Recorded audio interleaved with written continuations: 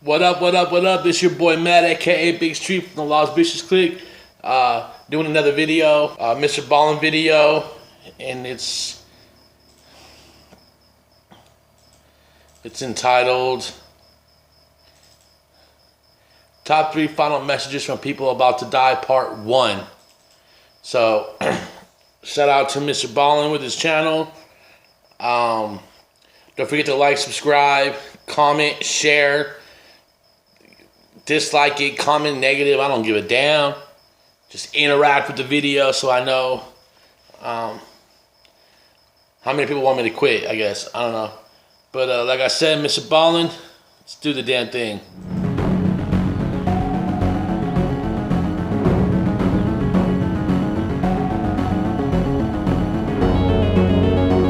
We're going to change his background to red On December right now. 7th, 1941, the Japanese famously attacked Pearl Harbor, the U.S. military base in Hawaii. But Pearl Harbor was not the only U.S. base attacked by the Japanese that month. In fact, just hours after the Pearl Harbor attack, the Japanese shifted gears and attacked U.S. military personnel on Wake Island, which is a coral atoll in the northern Pacific Ocean. After 2 weeks of fighting, the Japanese had taken Wake Island from the Americans, and they sent the majority of American military personnel and American civilian contractors to prisoner of war camps in Asia. But they retained 98 of these POWs to stay on the island and fortify defenses. Over the next couple of years, the Americans would periodically bomb Wake Island, but there was never any concerted effort to take it back from the Japanese. However, that all changed on October 5th, 1943, when the Americans decided it was time to take it back. They launched a huge air raid on the island that was so violent, the Japanese admiral on Wake Island was convinced a full-scale invasion was imminent.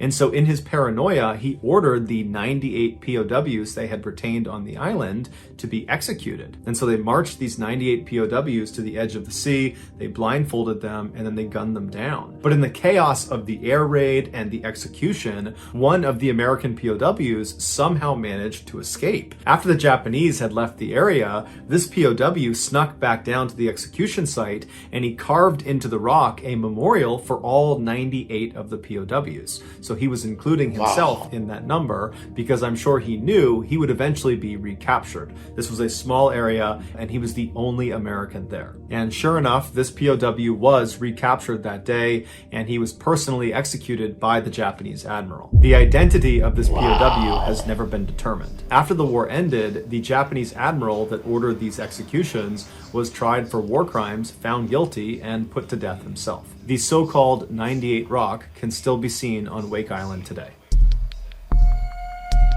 Whoa, dude. Yo, that's crazy, man. That's crazy. He's like, he knew he had impending doom. in the last moments of his life, he was like, we're not going to be forgotten. You know, there's 98 of us. We were here, and they did that to us. And, you know, whoever that man was, I know you're up in heaven smiling down on everybody. Probably doing this a lot over our country, but you, sir, are a true hero. And even though it's been, 40, 50, 60, 70, 80, 90, 60s, 2000, 80 years or something like that. I don't know. 70, 80 years since that ever dreadful war happened. And we still don't know who you are. You, sir, definitely deserve a Purple Heart or a Congressional Medal of Honor or the highest award you could get for bravery and respecting your fellow soldier at the same time, you know. That's like those flags, man. They say POW MIA, you know. Prisoners of war missing in action. You will never be forgotten in America. And it just sucks that we can't give this guy a proper anything. You know, he was killed by a general or an admiral of fucking Japan, and that was it. You know, that was the end of it. Everything about him, you know. So I'm sorry. Rest in peace, dude. Fucking sucks. On January 25th, 1998, American tourists Tom and Eileen Lonergan boarded a boat in Queensland, Australia. The married couple was from Louisiana. Tom was 34 and Eileen was 28. They had spent the last 2 years in Fiji and Tuvalu serving in the Peace Corps. Australia was just a pit stop on their way back home. Respect. They both were avid scuba divers, and they wanted a chance to dive on the world's largest coral reef system, the Great Barrier Reef. Once Tom, Eileen, and the other 24 tourists had boarded this boat, the captain did a head count, and then once he had everyone, he turned the boat around and headed out to sea. After traveling 25 miles, the captain stopped the boat and then told the group to put on their dive gear. So Tom, Eileen, and the others happily put on their fins and their masks and their tanks, and then when they were ready, they were inspected and then allowed to jump into the Coral Sea. Less than an hour later, the divers came back up to the surface and the captain began pulling them back into the boat. Once everyone was back on board the boat, the captain did another head count just to confirm he had everyone, and once he was sure he did, he turned the boat around and he headed back to shore. Except the captain miscounted, and neither he nor anyone else noticed. Shortly after the boat had left the area, Tom and Eileen Lonergan came up from their dive and looked around and realized they had been abandoned. After the initial panic wore off, they probably told each other that, don't worry, as soon as that boat gets back to shore, they will find inside the boat our wallets and passports and other personal items, and they'll know we aren't with them and they'll come out and get us. And so most likely the couple was fairly optimistic as they just treaded water waiting for someone to show up any minute. Except they didn't show up any minute. It took 48 hours before anybody showed up, because that's how long it took before someone saw their wallets and passports and personal items were still inside that dive boat. Who was responsible for cleaning that boat and making sure it was ready for the next dive and all that? Like, wow, this is that's weird, man. Sounds a little fishy. And in those 48 hours, Tom and Eileen were exposed to intense summer heat, no fresh water, and sharks. When their personal effects were finally found, a huge search was launched for them, but there was no sign of them. A month later, a female wetsuit washed up on the shores of Australia, and it was the same size as Eileen's, and an expert analyzed it and said it had been floating in the water for about a month. So that lined up with when Tom and Eileen went missing. 5 months later, more diving equipment washed up on the shores of Australia. Among those items were life jackets with the Lonergan name stenciled on the back of them, as well as an air tank and a dive fin that belonged to Eileen. But the most disturbing thing that washed up on shore was the couple's diver's slate. A diver's slate is like a dry erase board that works underwater. On this slate was the Lonergans' final message. It said, "To anyone who can help us, we've been abandoned on Agincourt Reef. Please help us before we die. Please help." Above the message was a date. It was January 26th, 1998. So that would have been 1 day after they were abandoned at sea. So we know the couple was alive for at least 24 hours. But beyond that, no one knows what happened. Some say the pair staged their disappearance so they could start a new life somewhere, or so they could take their own lives. Others say they were devoured by sharks. Most experts believe they eventually became delirious from the dehydration, and that would have caused them to willingly take off their diving equipment, and without that equipment, they wouldn't have been buoyant, and so at some point they couldn't have continued treading water, and they would have drowned. But regardless of which theory is correct, Tom and Eileen have never been found. Wow, dude. That's crazy as shit. Wow. I'm just speechless on that one. Like, for real. You know, like, that's what, like, I want to learn how to scuba dive. I love ocean life, right? I love it. I can't eat anything that comes out of the water. So I love it for its beauty and the differences and the similarities and all that. And that's like one of my biggest fears is, jumping off a boat, going under the waves, checking out cool ocean life and reefs and possibly a shipwreck or something like that. Just, whatever you die for, and coming back up to the surface and where's the boat? That's like a big fear of mine. So, wow. That's all I really gotta say is just wow. Like that's not the business end of a hockey stick. You know what I mean? That's a crappy way to go. I don't think they staged their disappearance to end their life or start a new life. I think they literally got left behind and were screwed. And I think they did take off their swimming gear and stuff, trying to make a break for the shore. And one of two possibilities happened on that. Like, they took off their stuff to swim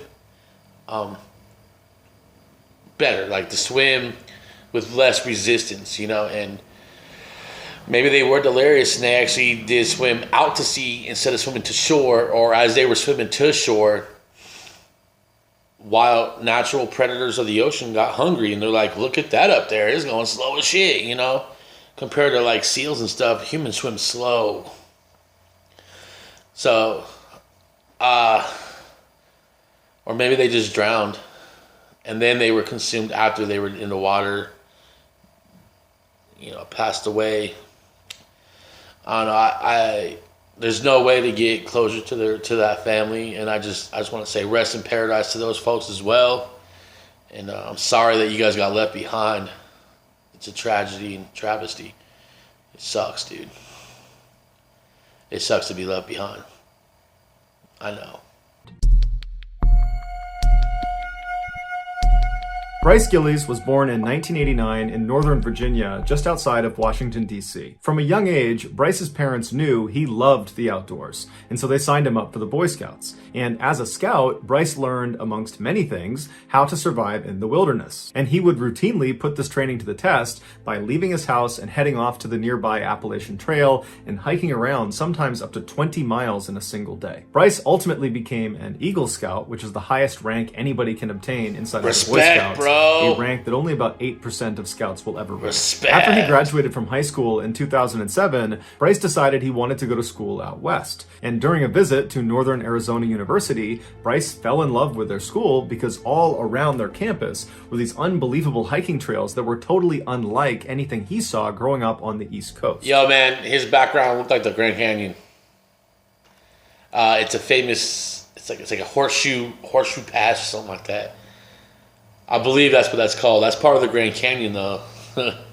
Sorry, that's a little tidbit of information. Bryce decided this was his dream school, so he applied, and a couple weeks later, he got accepted. He was totally thrilled. During his first couple of years at NAU, Bryce took full advantage of these totally amazing hiking trails within a couple hours of the campus. He also spent some time overseas in West Africa, helping to build a medical clinic for people in need. During the summer break of 2009, kid, going dude. into his third year at NAU, Bryce was still living out in Arizona in an apartment, and he still had a few weeks before classes started, and so he decided he would head off to the nearby Grand Canyon to do a little bit of hiking. He had recently read in an outdoor magazine about this lesser known but unbelievable trail that was just for experts in the canyon that he wanted to try. It was called the Deer Creek Thunder River Loop, and it brought hikers to this remote location where water gushed out of this huge limestone rock wall, transforming the desert landscape below into this unbelievable green oasis. The article... That sounds pretty dope. Hold up, there's something on my hat. It's a bug. Hold on. Fire! I don't know where that shit... Oh, it's right here. I bet you as an Eagle Scout, he's a survival scout, and he's probably got a few hiking merit badges. Because those are requirements for Eagle Scout. Personally speaking, I know that for a fact. And he's only 3 years younger than me. So he would have to follow like the same handbook, the Scout handbook that I followed when I was in Scout. So yeah, when I was fresh out of Scouts, a couple years past scouting age, I felt like I would probably be able to take on an expert style trail. And I also have the decency to know, like, oh, this is getting too hairy for me. Got to turn around. But some people are like, nah, I could do this. And so, yeah. Let's go.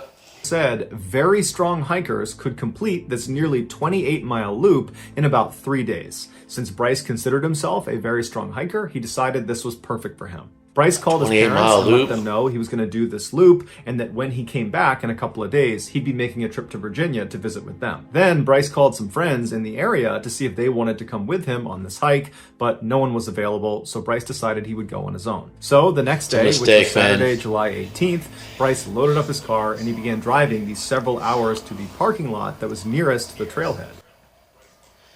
Look, man, on an expert hike, you always want to have somebody else there. You always want to have somebody there. If you can't find somebody to go with you, don't go on an expert hike. Like you gotta have somebody there just in case. You always, on an expert hike that you've never done before, especially one you've never done before, you always want to make sure you have a buddy. Buddy check. So, but some people are just like, nah, man. They don't want to go. Forget it. I'm still going. And that's your prerogative. That's your choice. That's your opinion. And that's your decision to make. So I'm not going to weigh against him not using a buddy. I'm not going to weigh for him not using a buddy. I just want people out there who do watch my stuff to, like, if you go on an extra hike and you've never been on that trail before, please bring somebody with you.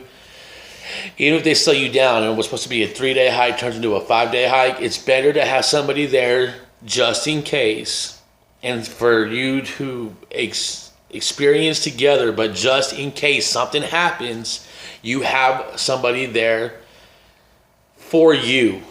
And it's always good, but young men, we're so hard-headed, we don't listen to reasonable answers until it's like, man, you're laying in the hospital, like, I should have listened to that one. That's just how men are. A lot of young people are the same way. It's not just men and women. You're young, you think you know it all, and you're ready to take on the world, and that's what you're going to do. So, I just hope that whoever has that mindset nowadays makes it out on the other end. Word. Bryce parked his car, he got his gear out of the trunk, and then he set off down the trail. Bryce had not obtained a backcountry permit for this hike. This was a requirement for anybody doing an overnight out in the canyon, which Bryce planned on doing. Bryce also didn't file his route with the park rangers. Had he told them where he was going, they would have tried to talk him out of it. The Deer Creek Thunder River Loop had no protection from the sun the entire time, and since it was July, he would be hit with the highest temperatures and the most direct sunlight. All this on top of the fact that even in the coolest times of the year, this trail is still an extremely difficult trail because of the terrain you have to navigate. In fact, when hikers did file their route with park rangers and they indicated they were going to be doing this expert loop, they would ask them to provide next of kin information in case they died during their hike. It's unclear if Bryce was just very confident in himself and his abilities, or if he was being reckless. From his car, Bryce hiked about 2 miles down some switchbacks into the canyon. Once he reached the bottom, he would have found himself in this wide open flat area called the Esplanade that kind of looked like the surface of the moon with all these potholes all over it. At this point in Bryce's hike, it would have been dark out, so he would have set up his tent somewhere on the rocks and camped out for the night. People that have done this, that have camped out on the Esplanade, have said it's unbelievably beautiful because most people experience the Grand Canyon from high up on one of the rims looking down into it. But the Esplanade is literally inside the canyon, so you have this unobstructed view in both directions, and apparently it's quite beautiful. Wow. The next morning, Bryce got up at sunrise, he packed up his campsite, and then he continued on his hike. The first challenge he would come up against that morning was navigating down what's called the Red Wall, which is a fairly steep and treacherous descent that for an experienced hiker, it would take about an hour to safely navigate. And then at the bottom of the Red Wall, you would enter into this area called the Surprise Valley. No one really knows why it's named that, but hikers who have been down in this valley, they think it's named after the surprise you feel when you get in there and you realize how much hotter it is. Typically, it's about 10 or 20 degrees hotter down inside of this bowl. After Bryce successfully navigated down the Red Wall, he entered into this totally miserable Surprise Valley, but he would have known he was only about a half-mile away from his target destination, the Deer Creek Thunder River, where he planned to jump in and cool off. So, eager to do that, Bryce took off, but made a critical mistake. he went the wrong way. While it's unclear exactly how this happened, experts believe his ears played a trick on him. Hikers are told as they're approaching this river in the middle of the desert, they should listen out for it, because when you get fairly close, you can hear the sound of rushing water. But hikers have to be careful, because sometimes when the wind is blowing in a certain direction, that sound from the river will echo off the inside of this bowl, and it will appear to come from the opposite direction. It's believed Bryce was following his map when he heard the sound of this river coming from a different direction, and so he abandoned the map and followed the sound. Bryce walked for quite a while in the wrong direction, all the way up a hill, and most likely the whole time he was hearing the sound of the water, and he probably thought, once I get over the top of this hill, I'll look down the other side and I will see the water. But when he crested the hill, he looked down and just saw a barren valley. Had he continued another quarter mile down into the valley and then up the other side, he could have turned around and he would have been able to spot an obvious landmark that would have brought him to the river. But most likely, Bryce was exhausted from the extreme heat and the sunlight and trekking all this way, and so he felt like it was probably too risky to keep going down into this valley because he had no idea where it went. So in keeping with his wilderness training he got as a Boy Scout, he dropped all of his heavy equipment off the side of the trail in an area he had marked so he could eventually come back and retrieve it. And then he took his water, food, and headlamp, turned around, and began backtracking. After a little while, Bryce decided to abandon the trail and actually veer off onto a dry creek bed. In the Boy Scouts, they're taught any dry creek bed will eventually connect to water. And so at this point, Bryce is probably running low on water and figures whether this leads him to the Deer Creek Thunder River or some other water body, he didn't care. He just needed water. So off he went on this dry creek bed, but after a while, he saw less and less vegetation. It was just this barren desert in all directions. After a little while longer, Bryce dropped all of his gear on the ground after finishing his water. At this point, he would have known that if he doesn't find a water source soon, he won't make it. And so Bryce just continues to trudge along on this dry riverbed, not seeing any indication that he's getting any closer to water. But then he looks up and he sees the land in front of him appears to slope downward out of view. And then beyond that, he sees off in the distance what looks like the southern wall of the Grand Canyon, and below the southern wall is the Colorado River. And so Bryce would have known if he can just go down this decline, he's certain to reach this river and he'll be saved. And so Bryce made his way up to where the ground started going down towards the river, and he began safely descending fairly slowly, and then he reached a very steep section called a spill, which is a dry waterfall, and these vary in height, but they're pretty steep and they're pretty slick. Once Bryce went down one of these things, there'd be no way to get back up again. So this was a one-way trip. But Bryce was desperate. He knew his only chance was getting down to that Colorado River, which he could now see. And so Bryce scrambled down this first spill, and then he found another one, and he kept going down these spills, and they kept getting steeper and more challenging, and the temperature continued to rise as he went down deeper into this canyon. Finally, Bryce reached a spill that was very, very steep, and it was nearly vertical. But again, Bryce couldn't go back up the way he came. He had to keep going. So at some point, he threw himself off of the spill and he fell down 30 feet, but he lived. He stood up, he dusted himself off, and he continued walking forward. He walked past these boulders into this clearing, and right in front of him is the Colorado River. It's a half a mile straight down in front of him. But the only way to get to it was navigating another spill. And this spill was 80 feet tall, and it was almost completely vertical. There was no way to survive that kind of fall. What? This dude, I hope he never said,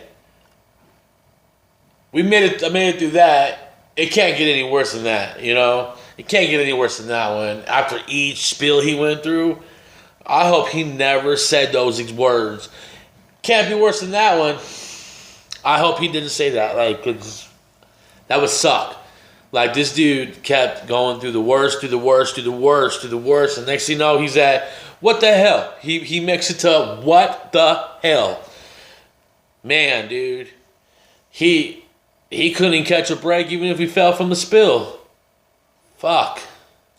And Bryce couldn't just turn around and try to find an alternate route because this was a one-way trip. He could not climb back up the spills he had just come down to get there. And to his left and to his right were these steep canyon walls that kind of bordered the space he was in that had no handholds on them, so he couldn't climb them up or down. Bryce was trapped, and he knew it. The following Tuesday, when Bryce was supposed to be home in Virginia visiting his family, he didn't show up. So his family tried calling him, but they couldn't get through to him. It seemed like his phone was off, and so they called the authorities. A search party was sent out in the Grand Canyon to go look for Bryce, and on Saturday, July 25th, so this is 6 days after Bryce has found himself trapped on that ledge overlooking the river, a search party was on the Colorado River, and they happened to look up in the direction where Bryce had been, and they noticed what looked like a person, and so they got their climbing gear and they made their way up that spill onto this ledge, and they found Bryce. He was sitting up against a boulder, and he was deceased. He had died from heat stroke and dehydration. In his hand was his BlackBerry cell phone. It wouldn't have had any service inside of the canyon, but Bryce used it as a notepad to write a final message to his family and to his friends. In it, he writes, "Life is good whether it is long or short. I was fortunate to do much more than most people, and for that, I am very thankful." His message also had some humor thrown into it. He said to his family that he was really thankful he had his BlackBerry phone because it would have been a lot harder to etch his final message into a rock. He also said that he didn't know what the afterlife held for him, he just hoped they had water. Then, with his phone's battery dying, he wrote one final sentence. "I feel like going into the wild is a calling we all feel. Some answer it, and some die for it." Then, shortly after writing that message, Bryce clutched his phone to his chest and he passed away. He was just 20 years old. Wow. Wow. That is crazy, dude. That is crazy, man. After all the training, after everything he learned in Boy Scouts, Survival Scouts, hiking badges and all that, I think the heat took over his thinking. Like, the intense heat took over his thinking. Like, I've been... Sorry. I was a Boy Scout. I was a Survival Scout. And we did a hike in Death Valley one time. It was a 5-mile hike. That's all it was. 5 miles in Death Valley. And, like, two miles in, me and a couple other guys my age, we were starting to, like lose our minds, and we had all the protective. We had sunblock like crazy on. We had plenty of water. We had pre watered down Gatorade for us, and we had the snacks and everything. But Death Valley in the summertime is like 115, 120 in the shade, at least, you know. And then when you're walking along a trail and you got that sun just beating down on your head, man, you start, no matter what kind of protection you have, you're going to start feeling the effects of sun. We call it sun delusional syndrome, you know, SDS. It's when, like, the intense heat and the intense dryness just mess with your mind. So I don't think he veered off trail to veer off trail. I think the sun messed with his head, and the heat messed with his head so much that he thought he was doing the right thing. He thought he was following his trainings and his instincts and his repetitiveness of the Boy Scouts, and the nature was messing with him and taking him on the wrong journey. That's what I want to believe, and I believe that he how do I say this so I don't sound rude or insensitive, because I don't want it to be rude or insensitive. I believe when he was on that last spill, that 80-foot spill, he probably sat there for a few minutes, looking down, looking around, surveying everything, seeing what he had with him, and he wrote the note. I think he decided to write it and not jump. I don't think he decided to jump. I think he decided to not jump because that is a purposeful suicide. And I think the route he took was a natural suicide, a nature-assisted suicide, because he sat there, he leaned against a boulder, and I want to believe that he leaned against a boulder in view of the river, because people raft the Colorado River all the time. I live in Nevada. I live right outside of Las Vegas, and there is huge Colorado River trips all the time where people are rafting the shit out of this river. So Yeah, I think he picked a place to where he would be seen eventually, hopefully before wildlife got to him, from people on the river. He wrote out his final note. He probably cried. I don't care what anybody says. Grown men cry when they're faced with situations that they cannot they cannot control. He cried, wrote the note, probably went through his pictures a couple times, went back to the note, kissed his phone, hugged it, and went to bed and fell asleep. Either he fell asleep because he wanted to fall asleep, or he fell asleep because his body just could not do it anymore and it went into preservation mode. And then he eventually took his last breath. I think that's what he did. That's what I want to say he did, because it's better than jumping off that 80-foot cliff and hoping that you make it to the water where it's not shallow. Even though hitting water from that high is probably, I think it's like equivalent to like jumping on the concrete from that high.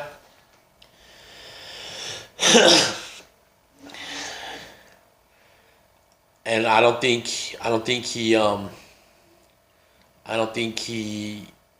was gonna jump, and I don't think he was gonna try and go down the spill. He got lucky on a couple of them where he fell 30, 40 feet, was able to get up and walk it off and go to the next hurdle of his trip.